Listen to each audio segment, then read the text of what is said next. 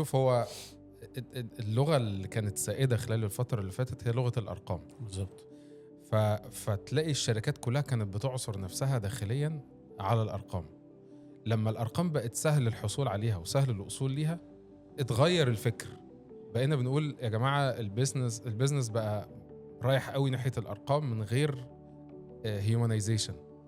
فبقى في توجه دلوقتي للهيومانيزيشن بتاع المانجمنت. يعني تخيل انت دلوقتي الناس بتتجه الى انسنة الإدارة.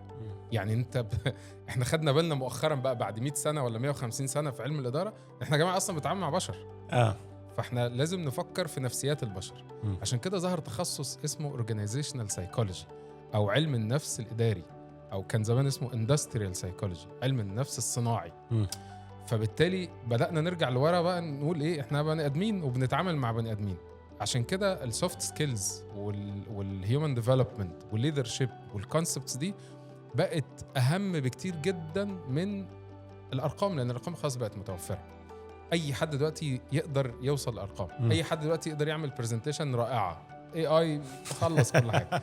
لكن مش كل الناس عندها الهيومانيزيشن، ان انا افكر في التيم بتاعي على انه انسان. بالظبط. ايه اللي يهم الانسان عشان يبقى منتج اكتر؟ ايه اللي يهم الانسان عشان اطور من فكره فبالتالي يبدع اكتر في شغله، وهكذا.